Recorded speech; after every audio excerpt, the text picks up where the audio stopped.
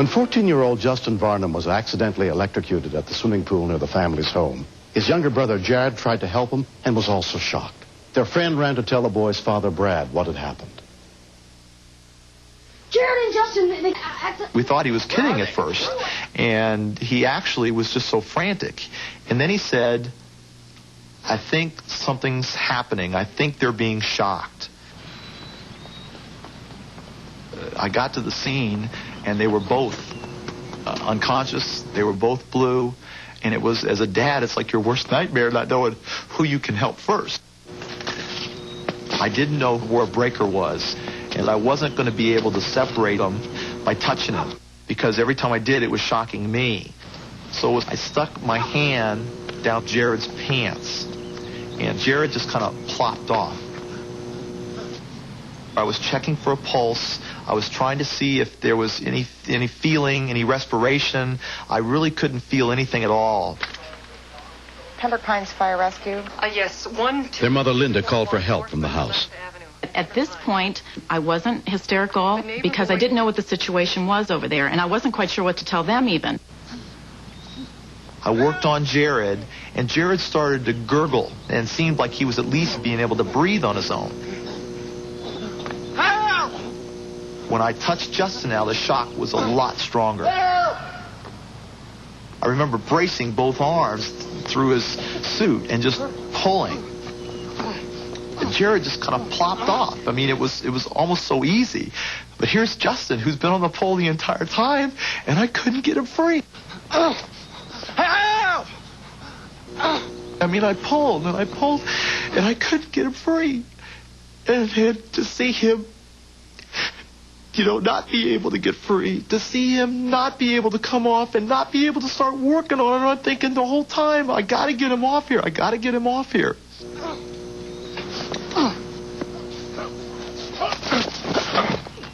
Justin finally just kicked off. Help! Help! He was not responsive. Jared had initially come out of it, relatively quick. I mean, there was such a sense of relief when he started to respond. It was like, he's going to make it. You felt that. Justin just didn't come back. Jared had a very horrid look on his face. It's, a look that a parent could never forget. Honey, you okay? Breathe. You always have this feeling that the worst thing that could ever happen in your life is that you could lose a child. And at this point, I had things running through my head about losing two of them at the same time.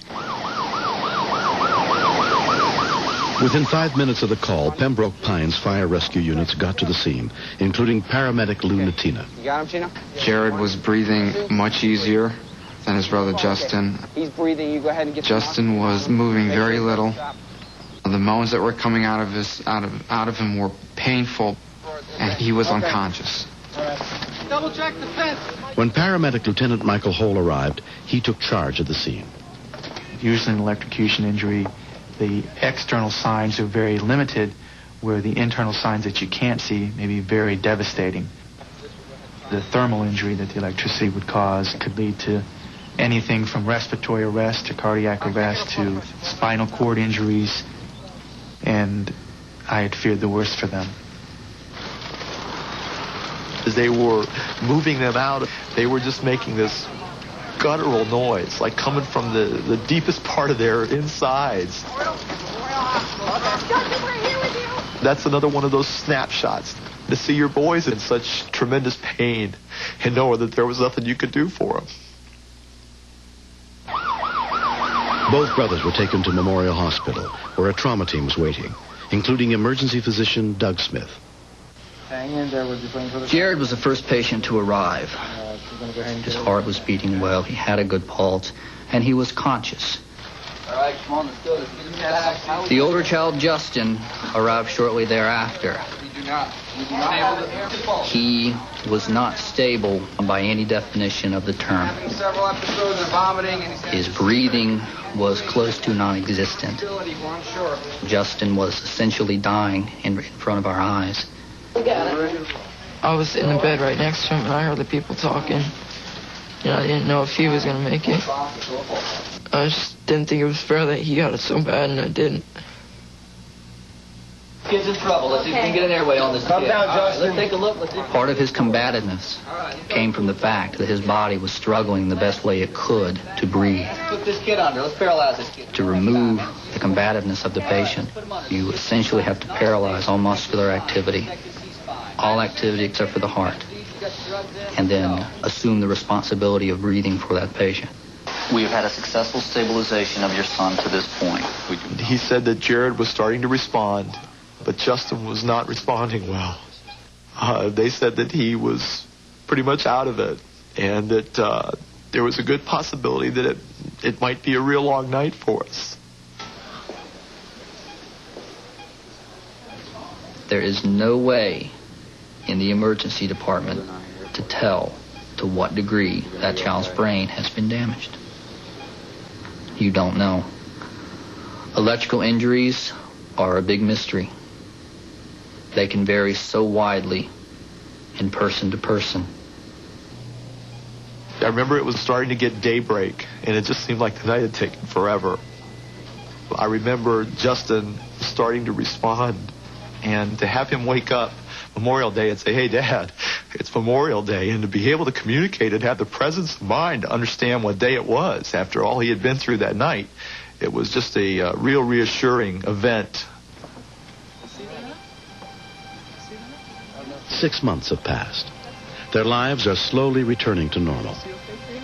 I'm extremely proud of the way that they've come through this. It's an awesome feeling to look at them and realize how much worse things could have been. And I don't think we realized that until maybe even weeks later. I know. What we were told and what we had to expect, we've been very, very fortunate. We've told the boys a number of times we consider them walking miracles. 14-year-old Justin still has some nerve damage in his left leg. It's hard sometimes. It's very hard. But my dad's always remind me when I do get frustrated that, well, you could be in a wheelchair watching this instead of out here trying to get back. Hey, Phil. And I'm really happy that I'm back the way I am. 12-year-old Jared has also had some problems, including with his vision. They told me to expect problems running out of breath and pulling muscles a lot easier. I have thought about it, that it could have been worse, and I'm just glad that it wasn't, because I'm just thankful for the people that were there. They helped. The first time we ever got to go out, we went over to the fire station. The firemen just don't get to see the good side of the situations that they're involved in. There's so many times that all they see is the tragedy. We felt it was very important to go back and let them know how much that meant to us, what they had done for our boys that night. They were sitting down. It was one of the best feelings I think I've ever experienced in my career here, to see them walking around, being able to talk. It couldn't have been scripted any better. Neil's a very good kid. He had the presence of mind to come over and get Linda and myself, as opposed to trying to help himself. If he had done that, one of the three of them might not have made it off the pool area that night. We firmly believe that the Lord has got something very special in mind for both of our boys. That He brought them back from death's door, and we feel that He has a special purpose in life for both of them.